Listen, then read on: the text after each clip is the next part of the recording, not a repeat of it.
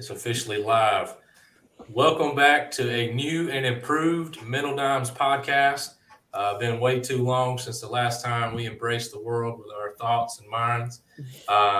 Coach and Phil here, ready to talk all things NFL draft coming up. Two great guests on. We've got Aaron Current, our lead NFL writer on the site, and then we have fantasy football commissioner, longtime Broncos fan, Blair Kenimer. Guys, wait, Blair.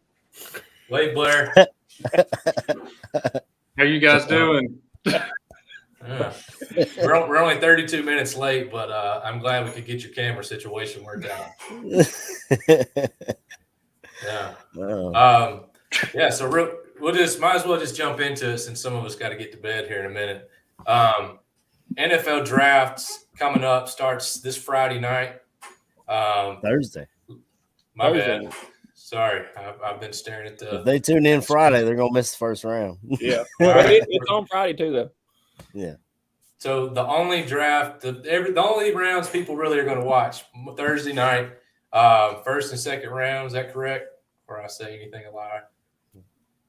Maynard don't know. I mean, speak for yourself, man. I watch them all. I'm a nerd. Yeah, you got to watch them Thursday, Friday, Saturday, man. You got the first round on Thursday, second and third on Friday. Yeah. I wait till the fifth and sixth round to start watching myself. I mean, that's when the good players show up. Yeah. Hey, you got to fill out your squad, man. Yeah. So a lot of big things happening. The first thing I want to dive in on, and we're going to go around the table here. This is probably the craziest, most exciting offseason to date, just in my experience with the NFL. I know each of y'all probably been doused in it more. Big name players getting traded: Deshaun Watson, Russell Wilson, Tyreek Hill, Vontae Adams. List goes on. Let's start with you, Blair. Who would you say was the most notorious trade that went down for you? Well, I mean, man, you've got to go Russell Wilson to the AFC West. That's it got a kick started with all the guys just coming to the division. I mean, you got to think of that, man. You got Chandler Jones, Khalil Mack, Devontae Adams, and I mean, everybody, of course, if you got the Chiefs winning 6 straight division titles, everybody's in a win now mode. And you can't just let Mahomes and Andy Reid keep doing it year after year. So with Russell Wilson coming, that was really the missing piece on the Broncos side to be able to get that next step and be able to compete at that next level and take over that division. You would name it Broncos. I mean, who else would I go with? What about you, Aaron? He's saying that as a biased Broncos fan, but he kind of has a point. They did. I don't know about taking over the division now. The Bears. Being a Broncos fan, you should remember this. The Bears. We thought we were a quarterback away at one point. We traded for a young 26-year-old Pro Bowl quarterback. He was the missing piece, and we didn't do nothing. So don't count your chickens before they hatch. That's what we say down here. But I'm just having to go 10 years back when they got Peyton, in the same type of way. But they got it in free agency. So, I've got my hopes up. That's what I'm comparing it to. Hey, I don't blame you. The Bears were in on Russell Wilson last year. So y'all got him a year later and gave up a boatload for him. And the AFC West is going to be fire this year. I mean, we talked about it before we got on. Like you just said, Devontae Adams came to the division, and everybody's chasing after the Chiefs. It seems like making all these moves, and then the Chiefs lose Tyreek Hill. That's an insane. I definitely did not see Tyreek Hill leaving the Chiefs. I thought there was no way they're going to get rid of him. Yeah, I'm right there with you. I thought that was.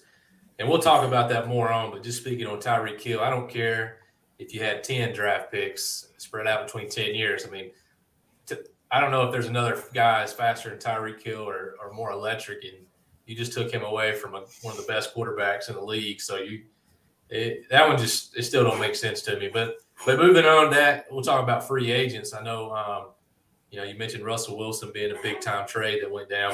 But Aaron, who do you think was probably the most notable free agent signing that's going to have the biggest impact. It's tough for me to like really put a finger on a huge free agent signing that I, off the top of my head that I can think of. Most of the big moves that I think of are all trades. People were getting stuff for other people, like you said. You mentioned Khalil Mack, and these are all trades. I can't really think of a huge free. I mean, Christian Kirk, money wise, was a huge free agent. Right. He kind of kicked off. He kind of kicked off all these wide receivers saying, "Hold up, if he's getting that." I think Tyreek Hill tweeted out the eye emojis when he saw his contract, and that kicked off part of that trade. He was like, if that's what he's getting, y'all gonna pay me, and they were like, we'll take 5 draft picks for you. I ain't gonna pay you that. Good for him locking up that deal. I have a feeling I know what Blair's gonna say, so I'm gonna skip him. But for me, Von Miller signing with the Bills is probably huge for 2 reasons. It kind of separates himself from the Rams, and then you give a loaded Bills team somebody like Von Miller. To me, that was just a big free agent that kind of stuck out for me. Blair, I'm assuming that's what you're going to say. No, Vaughn didn't even cross my mind, to be honest. But seeing him sign a massive, 3rd contract, you rarely see that in the league. At his age, yeah. He is 32, 33 years old and signed I believe it was a 5-year contract. Yeah, yeah. It was just massive. But, I'm trying to think. I'm kind of same way. Everything's looking at trades is what is coming to my mind. Was Devontae Adams though? Was Devontae a free agent? Did he end up just signing with the Raiders, or was he traded? He traded for a 1st and a 2nd, but being a Broncos fan, who was you guys got Randy Gregory? That was a pretty big free agent signing. He kind of just jumped away from Dallas for basically the same deal, wasn't it? That's what I heard. Yeah, you're exactly. Yeah, it was a last minute thing because he had already agreed with terms with the Cowboys. And the crazy thing about that, they put something in his contract where if he got in trouble, he has a little bit of marijuana issues here. Yeah. So, it's legal out there in Denver, though. Yeah, that's what's funny, man. They put something in his contract that if he was suspended, that he would not be paid all the guaranteed money that they signed. So him and his agent's like, hey, I don't like this wording in here, so maybe we can get something else. And sure enough, Denver came right back and he flipped same day. And he's like, you know what? I think I can take my talents to Denver and maybe partake on the side as well. Yeah. Can you blame him? If you're going to do that, can't blame the guy. Well, Maynard. Well, you see down at the bottom here, it's all about the receivers. I typed that up. I was looking up today, and these receivers are getting crazy money. You said Kirk, $72 million. Williamson for the Chargers, $60 million. DJ Moore, Carolina, $61 million. Godwin, $60 million. These are guys that are not the premier top 5 receivers getting $60 million. So what are these guys? What's Devontae and Hill? And these guys, their numbers could be record-changing deals to me. And it's what a great time to be a receiver in the NFL when hey, I can get any number I want. Honestly, let's give it a shot. Why not? So I think these receivers know that. It's a quarterback league, yes, but are they the number 2 guys after the quarterback? They're going to start getting the big money. Well, it's kind of a trickle-down effect. When you see guys like Rodgers getting $40 million a year, you get Mahomes getting $40 million a year. That money's they've got a cap that they have to stay under. So that's why they lose their number 1 receiver, because they can't pay both of those guys and still be competitive. And this also has a trickle-down effect with the draft that we'll talk about later, because this is a heck of a draft class for wide receiver.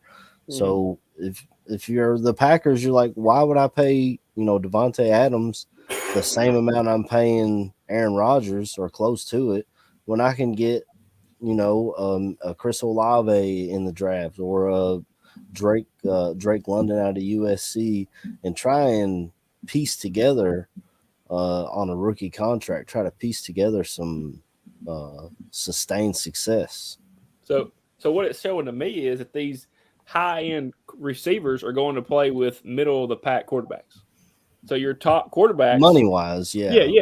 Your big-time. So you got Hill going to the Dolphins, playing with a quarterback who's unproven. You got Devontae going to the Raiders, who's playing with a quarterback who hasn't won the playoff game. I mean, you're going to big-time receivers going to play with quarterbacks who haven't made that step to make that big payday yet. Mm-hmm. And I think this will have a trickle-down effect on defensive backs in the future as well. Yes.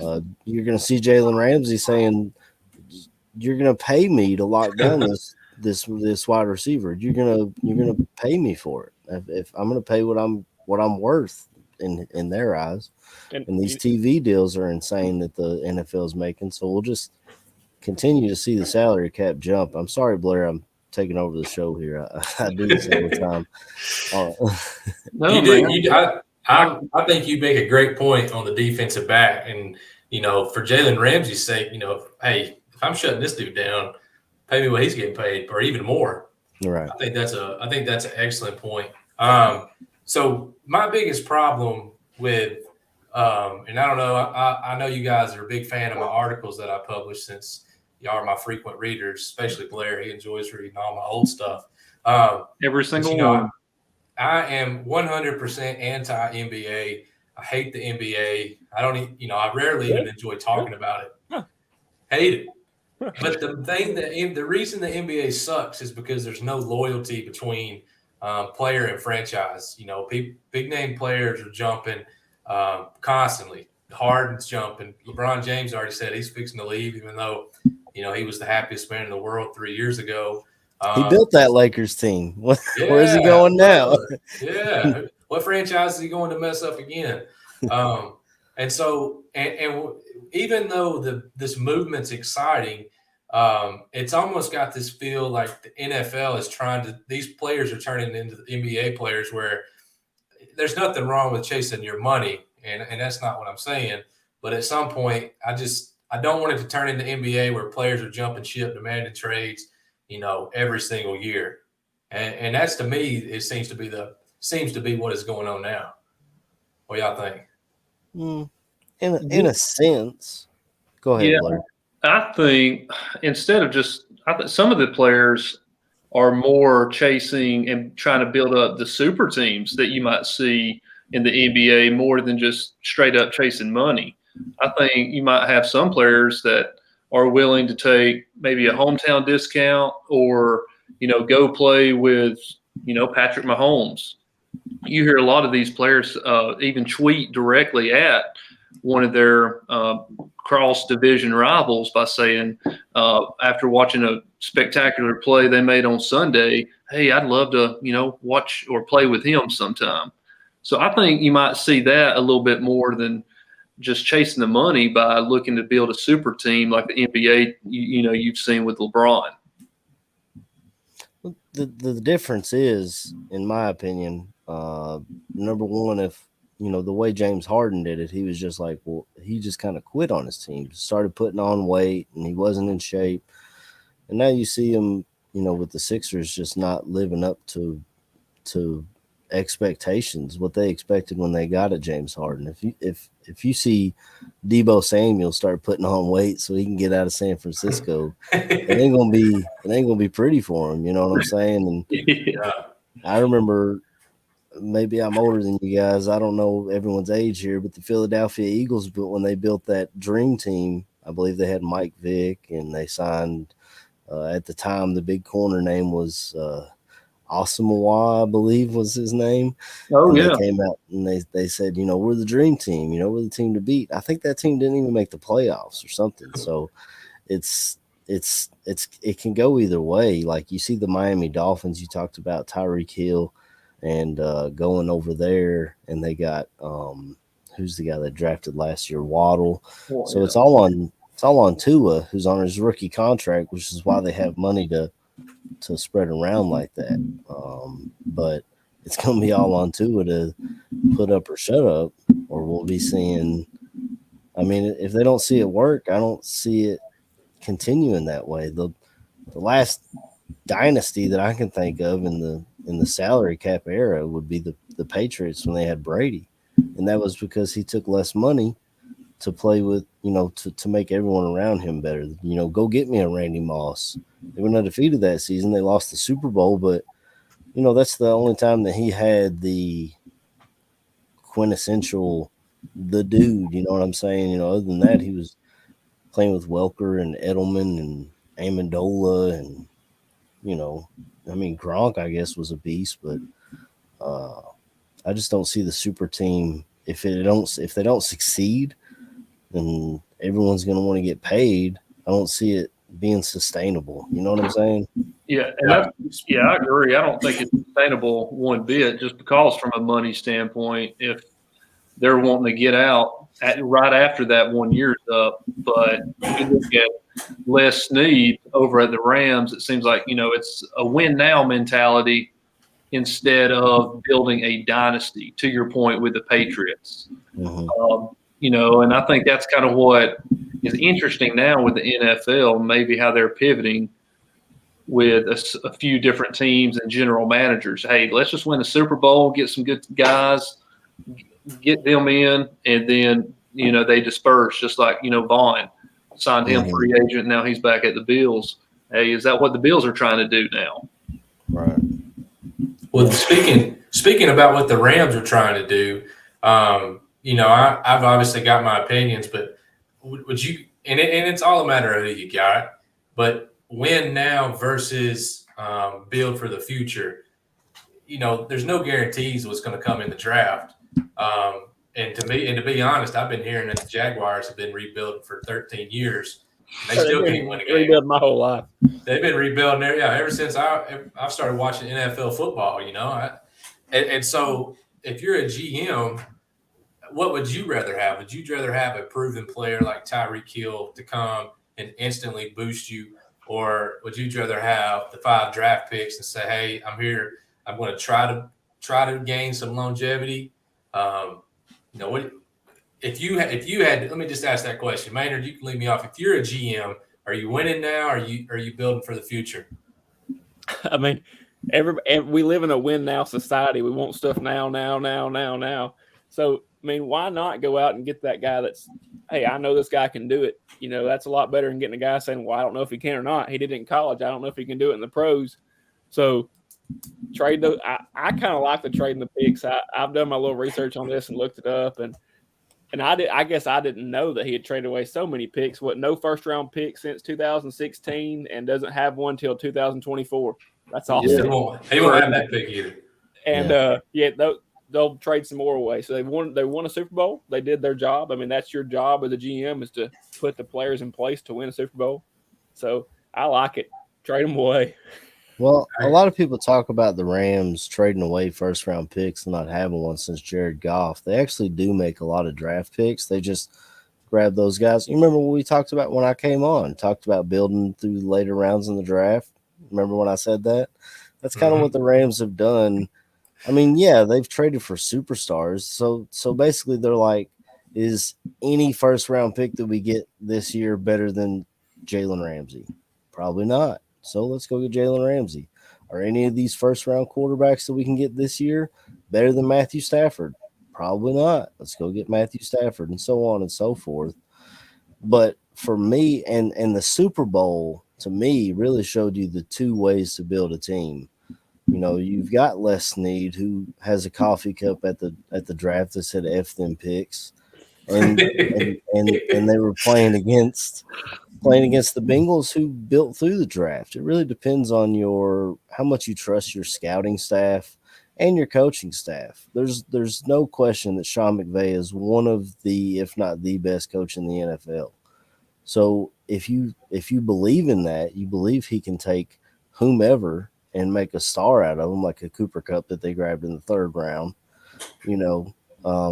then you might make more sense to go that way. But if you believe in your scouting and you can get a Joe Burrow and then he gets hurt, you get a top 5 pick, you go grab his wide receiver, and then they got to plug holes in their offensive line, which they've done through free agency.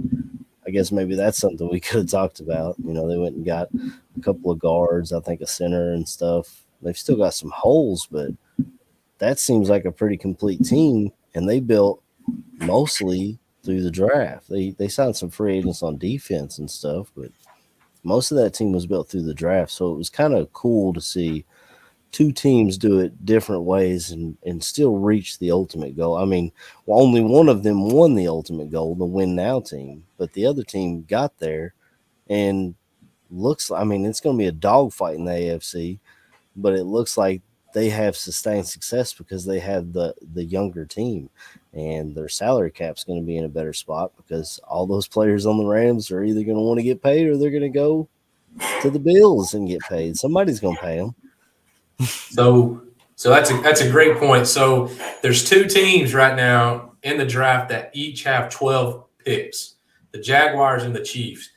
And it could not be a perfect situation of a dumpster fire and an absolute just madhouse of talent. It's just almost a stupid question to ask you, Blair, but do you feel the 12 picks that both of these teams have is going to better them in the future? Or do you feel the Chiefs messed up and giving up Tyreek Hill just to have these picks? I don't even want to talk about the Jaguars. No, I don't think they messed up. I mean, and to Aaron's point, I mean, with the draft, that's what I think distinguishes a good team from a great team is by finding that third, fourth, fifth round talent and separating yourselves, from the rest of the division and the other teams in the league. You've got to be able to hit on those guys to make a deep run in the playoffs. You have to have the depth. You can trade those picks. I mean, hell, even trading 3 of them, man. You have 9 picks in the total draft. You can wheel and deal, and you can find some gems. So, I mean, I think both for the Jaguars and the Chiefs having 12 picks, that can be substantial for both franchises. Unfortunately for the Chiefs, but, yeah, they can still make a good jump and improve.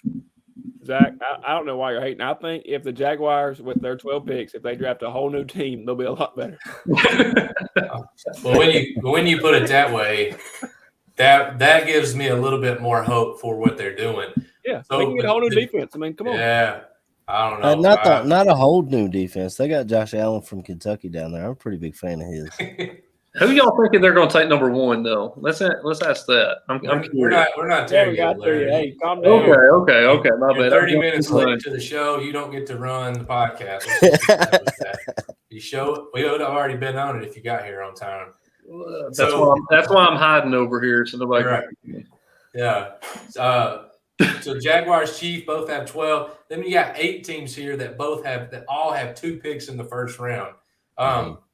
Do you think which of these teams do you feel is going to have the most edge by keeping their picks? Or do you feel maybe one of these teams are sort of gearing up to make a trade for maybe that player, kind of a big – is there going to be a big trade coming in? Or do you think most of these teams are going to stick to the talent that's in the draft?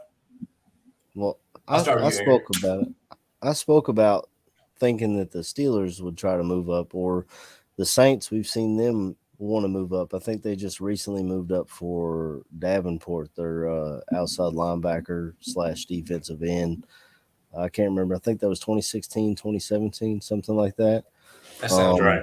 But Adam Schefter sent out a tweet today that a lot of teams are looking to trade down. Like, it's a unprecedented year of trying to trade down and gather picks, which is it's just different. And you might be able to trade up at a cheaper price if a lot of teams are looking to trade down. The Packers, Chiefs, those are both Super Bowl contenders, so they're gearing up for a Super Bowl run. There's no, especially the Packers in the NFC, there's the Buccaneers and Packers. Other than that, it's who? But the AFC is freaking loaded, and I completely forgot the question because I just went off on a tangent there.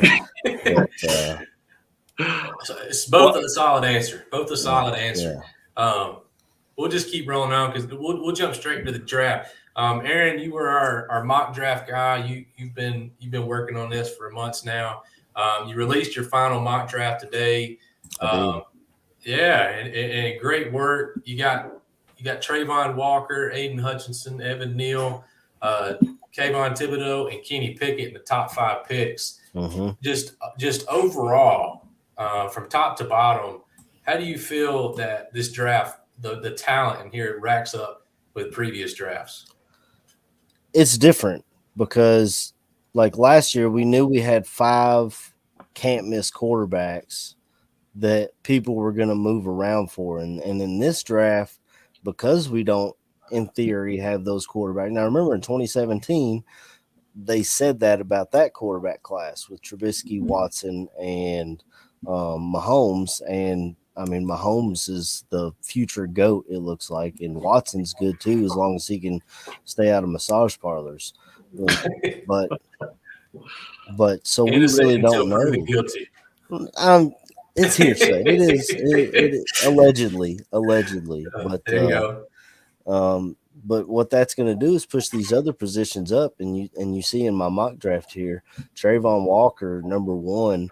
The reason I've chose that, and it's not a popular pick, it seems like. I mean, sometimes some people are throwing it out there, but the reason it makes sense is Trent Baalke is the guy in San Francisco who took Alden Smith on traits. He took DeForest Buckner mostly on traits, traded away DeForest Buckner and drafted Eric Armstead and Javon Kinlaw mostly on traits. So that's why I think Trayvon Walker makes sense.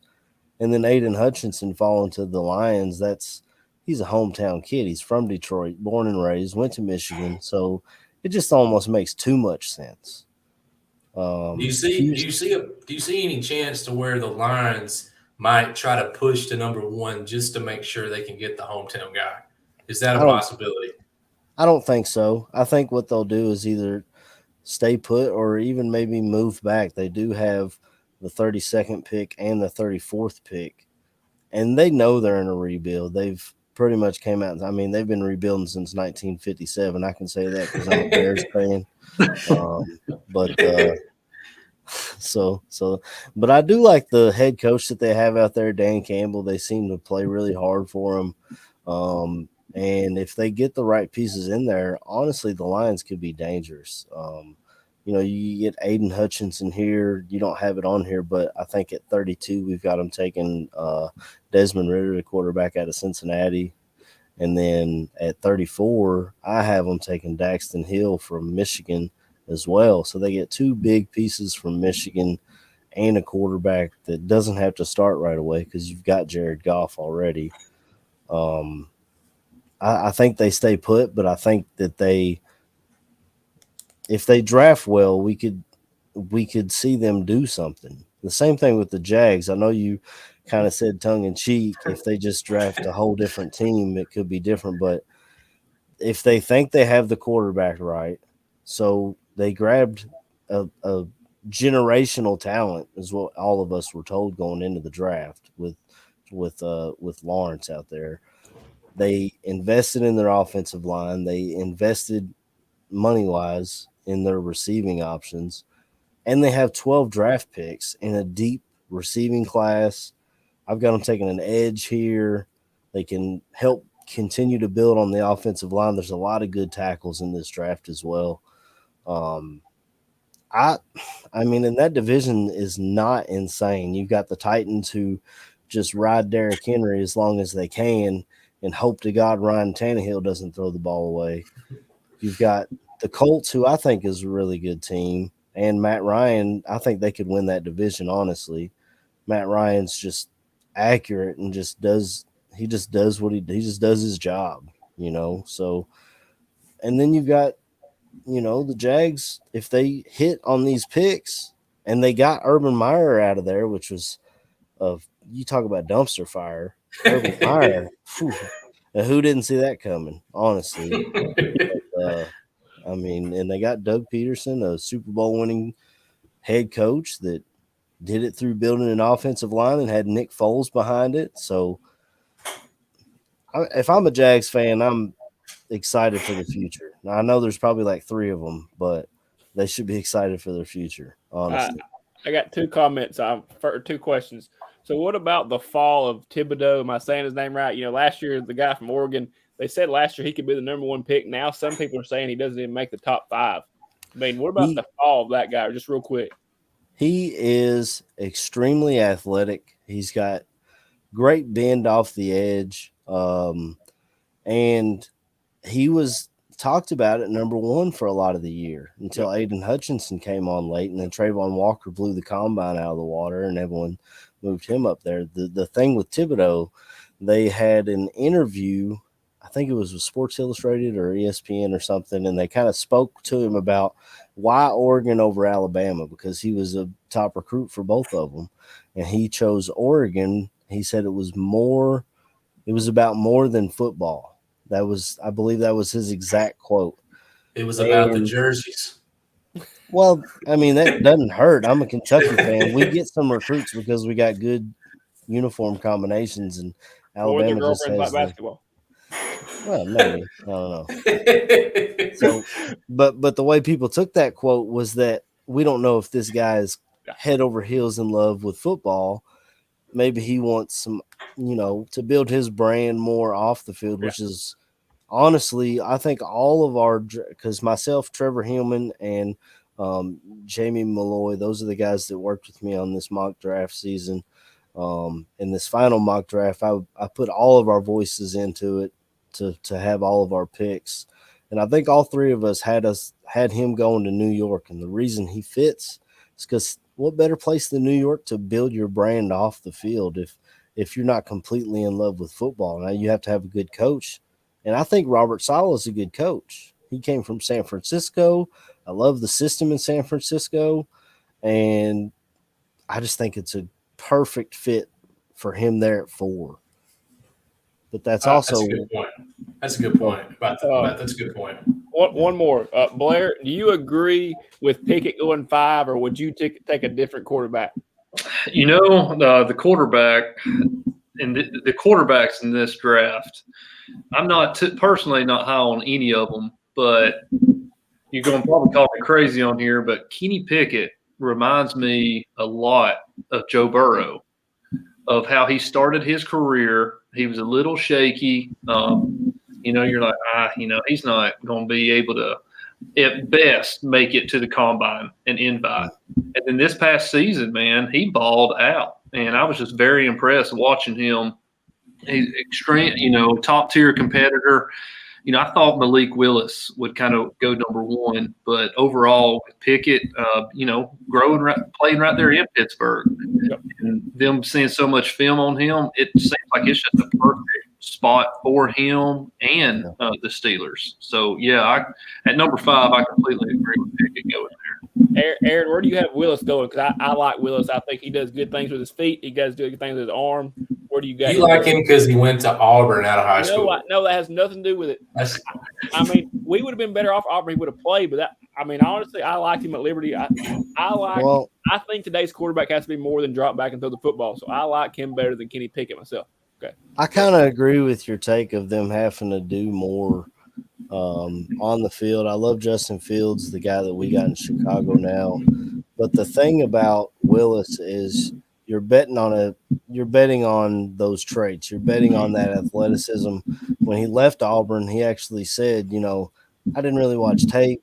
I got to this point kind of on my athleticism, and I went to Liberty, and it seems like he bounced back from that. I mean, he built himself up as a different talent level than the SEC.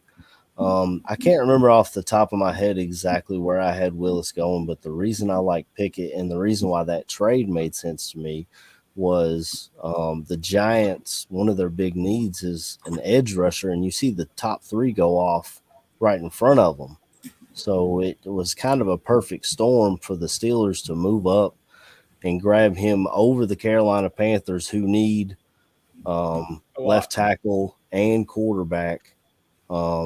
And they would probably take quarterback. Honestly, I could see Malik Willis going there, but I believe I had them taking Iquanu to try and plug in that left tackle spot first. And then, maybe they go get Baker Mayfield, whether Robbie Anderson wants it or not. Maybe they trade for a Jimmy G, but they don't have a ton of draft picks. That's the only question, because they draft number 6 overall, and then I don't think they have another pick until the 4th round. So that could honestly be one of those spots that you see a trade back as well. If you see something like this happen, you might see somebody else come up. The Saints have 2 first-round picks, or someone like that might come up and take a chance on Willis. A lot of times when you see Willis throw, he doesn't really throw guys open. His guys are open, and then he throws to them.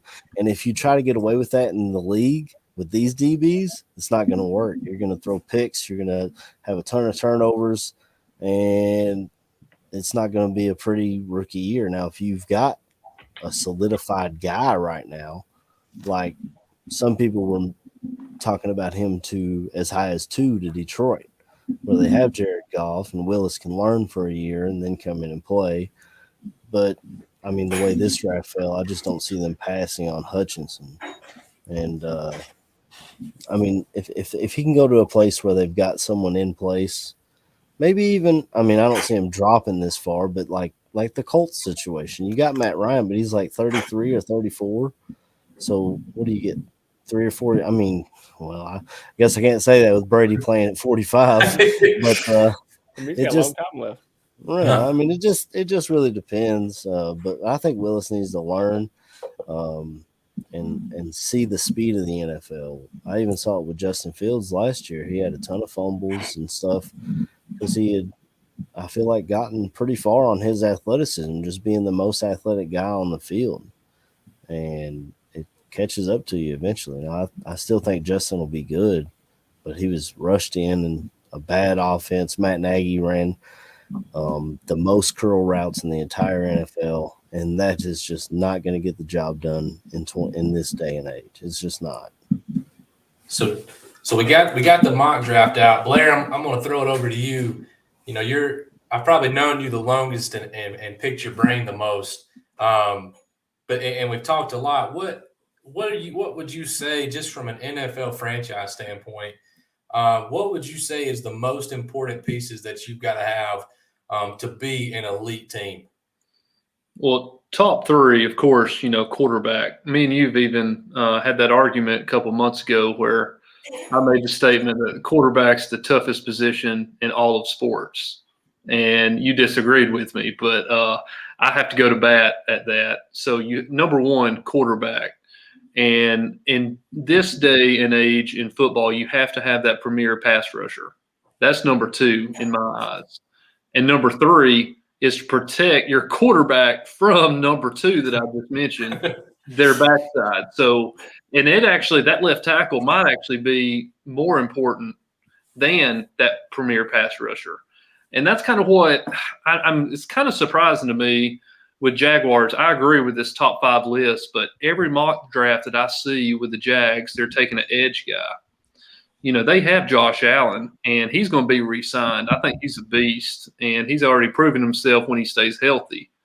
But I know, I think they franchise tagged, is it Cam Robinson? Perhaps? Yeah. That's who we got left out. They did franchise tag him, but, I'm thinking Evan Neal is just a freak athlete, as big of a guy as he is. I'm just wondering if there's some possibility if they end up trying to grab that guy instead and, replacing Cam with Evan Neal. I think that would be one of the biggest surprises. I haven't seen anybody calling for that, but you've got Josh Allen, you've got Trevor Lawrence. You want to keep Trevor Lawrence. So, that's one thing I'm looking at. Well, that's a good. And here's the reason I did this. I'm sorry to cut you off there, Zach, but Evan Neal can be a premier left tackle in this league, but it's just tough for me because when you run a 4-3 defense, usually you want one guy who's rushing the passer. Like in Chicago, we had Robert Quinn and Khalil Mack. So you got a guy rushing the passer, and then you've got another guy who can stuff the run and rush the passer typically. So I think Trayvon Walker, just let him go over here and let him chase quarterbacks down. Mm-hmm. And Josh Allen can do a little bit of both. And before franchise tag came out on Cam Robinson, Evan Neal was the popular pick there for that reason. They didn't have a left tackle, so plug in Evan Neal. And it could still possibly happen. They could bring Evan Neal in, let him play guard for a year, and then flip him out to tackle. I just feel like and like I spoke on earlier with Trent Baalke, I don't see him seeing what Trayvon Walker did on part of a generational defense at Georgia. The traits are there. He blew up the combine. I don't see him allowing himself to pass on him when he's got that top spot. I don't see. He might take Aiden Hutchinson. Yeah, you made a good point earlier about all the other players that Baalke's been around, and I read the same thing today, how big he is on Walker. But what's interesting with that too is the owner, Shad. I think is it Shad Khan? Khan, yeah. He is on Hutchinson. He wants him. So there's a little argument back and forth between the owner and the GM. So I'm kind of curious to see how that might play out. Honestly, I don't think Trent Baalke's a good GM. He's horrible.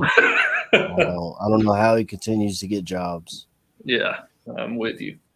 I think their track record has proven he's probably not knowing what he's doing.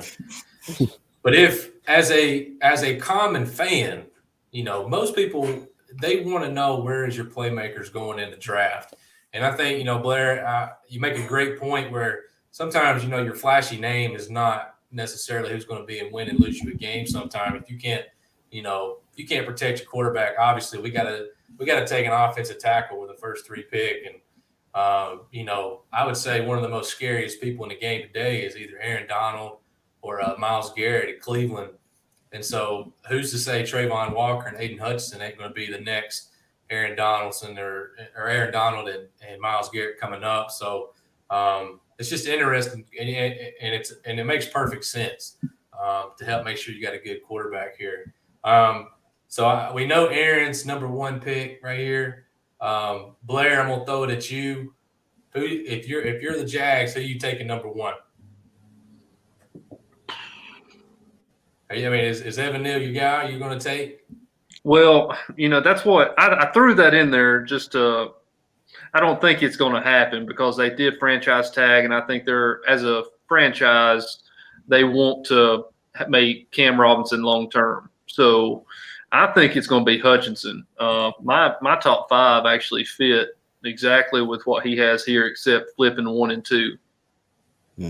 How good is Aiden Hutchinson? Man, how good can he be? I've been reading stuff on him where he had just a freakish 3-cone drill. And there was a reporter just last week where he said that the Bosa brothers, with Nick and Joey, Hutchinson's going to be better than them. And I don't agree with that. Maybe I haven't watched enough film on Aiden Hutchinson. But, that comment was made. So that tells you right there he has the talent. What's a freakish 3-cone drill look like? You may run one for you? Yeah. If you don't care, flip that camera on over there. I want to I saw his stats, man, and it was maybe number 2, number 3 all time at his position. It was something crazy. Who you taking, Maynard? These edge rushers. There's do they need another quarterback down there? There's got to be no. I think Walker or Hutchinson, flip a coin. Honestly, they're about the same guy. You can. Who knows? It's hard to tell what these guys are going to do. Drafting's just being a really good guesser sometimes.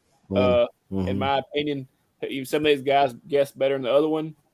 And who's going to have the better career, I don't know. But I will say that I'm a SEC fan, so I guess I got to go with the SEC guy here just because I know the competition he's played for a little bit better. But like I said, I think they're pretty even. So either one. And, I guess if you're the Lions, you just sit there and say, all right, whichever one they don't take, we're going to take. So they're in a pretty easy position. The decision will be made for them. So I think it's flip your coin. I think they're both going to have a good career. So you literally did everything except answer my question. I said, who are you picking? I didn't ask you for a synopsis of the both players. I said, Maynard, who are you picking? Yes. All right. Great difference. All right, so let's keep it somewhat close. Obviously, ain't got to be the same question, but which of your players? We'll start with you, Aaron.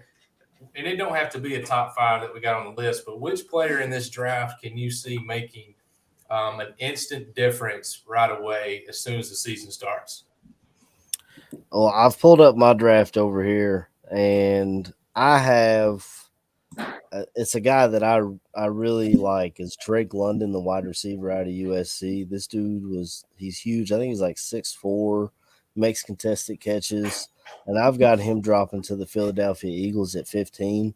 And when you've got a guy like a Jalen Hurts who he's athletic and he's got a pretty good arm, but you give him the catch radius of Drake London and really pair him with Smith, who they drafted last year, I really think Drake London's got a shot to be like, wow, how did we let him fall this far in the draft type of player.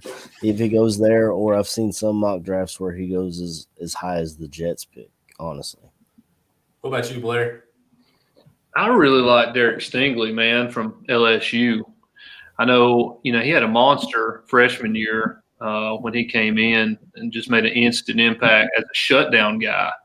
And, he's going up against – you got to think, him at LSU going against those Alabama receivers year in and year out, and he was shutting them down. This past season, I think he kind of dropped a little bit. They even had the corner out of Cincinnati, Mr. Sauce, going up ahead of him. But Derek Stingley, man, he's an intriguing prospect, and I think able to bring him in, he could be that shutdown corner right away for your team. Yeah, I like it.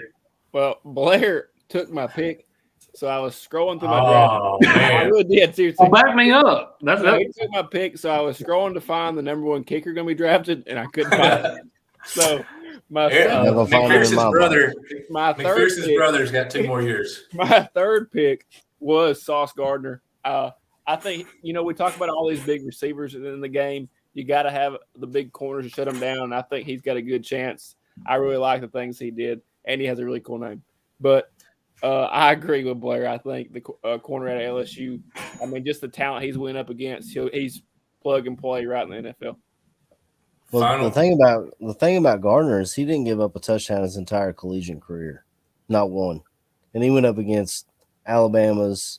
They don't have great talent that they play against at Cincinnati, but they've got a decent amount. I think they play Memphis or something in their division, but to not give up a single touchdown your whole college career, that's unheard of. Revis Island didn't even do that. You know what I'm saying? So that's why Ahmad is kind of going before Stingley, and then plus with Stingley, you've got the injury concerns. But both those guys, I really like both of those guys. Yeah, I think there's some criticism to your point with Sauce Gardner because he played at Cincinnati. But, man, even when Alabama played them, they did not go after him one bit. You saw how much they were able to keep it on the run game the whole entire time. But they didn't want to put it in the air. That secondary for Cincinnati was tough, and they didn't throw it against Sauce. They saw how good he was. And a lot of that is just Saban saying, I've got 5 five-star monsters on my offensive line that Cincinnati just can't recruit at the level that I can on their defensive line. Yeah, they just can't. So we're just going to run it at them, and good luck. Good luck stopping it. What are you going to do if you're Cincinnati? So I think we kind of got one big question left. And, Zach, I'm going to let you go first since you haven't got to answer any of these. So I hope you're ready. Who is your biggest steal in the draft this year? Oh, do you want me to give them your biggest steal? I was waiting when you're going to pull this out. I'm going to laugh. That's why you got the question. You're Yeah. I think the biggest steal is Malik Willis, and I know each of you we each kind of spoke on it a little bit. I really like where Aaron's got him going right in his draft. You got him going to the Saints, and I think the Saints are primed. There's a lot of new things going on, and I don't know if he's going to get drafted there, but I think Malik Willis has a lot to offer just because of the way the game's changing. Obviously, love Lamar Jackson. Shout out to him for helping me out here. I owe him a lot. But I love watching Lamar Jackson play because he's always in the play. He's always going to have a chance, and it might not be this next year, but in my mind, Malik Willis is the guy I'm excited to see. Blair, who you got? Well, I think for a steal, some of these sleepers, you got to go later in the draft. And I'm looking at James Cook out of Georgia, SEC running back. Man, of course, older brother. I don't really want to put him on his brother's level, but he's so smooth, home run guy, comes great out of the backfield, had very successful. He was never, really the number one guy at Georgia, but make people miss. I think he'd fit great in a little zone scheme. And, that 4.4 speed, being a home run hitter, be the guy I think would be a great steal for somebody if he falls right there to about the fourth round. All right. Aaron, what you got? I've got so many names bouncing around my head. You only right get now. one. You only get one, Aaron. You only get one. I want to. Luckily, we're not on Zoom here. We still got some time rolling too. Right. I'm going to throw a name out that I like, that I just started looking at when I saw some Bears mock drafts for him, and it's Jalen Petre out of Baylor. Something they do down there at Baylor, those guys just get off the bus running freaking 4.0, insane 40s. So he can play corner or safety a lot like Tyrann Mathieu does. He plays up to the line of scrimmage. I've seen plays where he's, getting off of tight ends blocks. I don't see him taking a tackle one-on-one, but he can get off a tight ends block and make a tackle in the backfield, and he can cover a guy as well. He's a guy that you might see in the second round. He might slip to the third, but I think he'll be one of those guys that we look back 5 years from now and say, man, this dude, he's got some insane playmaking abilities, and how did we let him fall to the second or third round? Well, my guy, Zach kind of knows this guy because I love this guy, and I always talk about him. So, Zach, you're not allowed to guess. Okay? All right. Everybody else is. So, this guy, he threw 20 touchdowns this year, 5 interceptions. He had 11 rushing touchdowns, 68% passer. He's really, really good in the RPO game. He did a lot of that in college. He's an elusive guy, a really confident guy, quick release, and a really good arm. Anybody got any guesses who he could be? I think I'm pretty sure because I've been around you, so I'm going to let Aaron go. I don't know his numbers off the top of my head, but it sounds like you're describing Matt Corral to me. Hey. Yeah. So I'm a big Matt Corral fan, and I'm really impressed, Aaron, that you got that. But That is impressive. I think, he's not going to be one of those first two quarterbacks, but I like the things he does. He can move around the pocket like I talked about. Mm-hmm. He's a really confident guy. And I think his game kind of moves on to the NFL. And if he could go late in the first, early in the second to one of those places where maybe he can sit a year, maybe if he goes to Atlanta, sit a year or somebody like that where he doesn't have to play this year, but next year is kind of the thing. I think he can be very, very successful.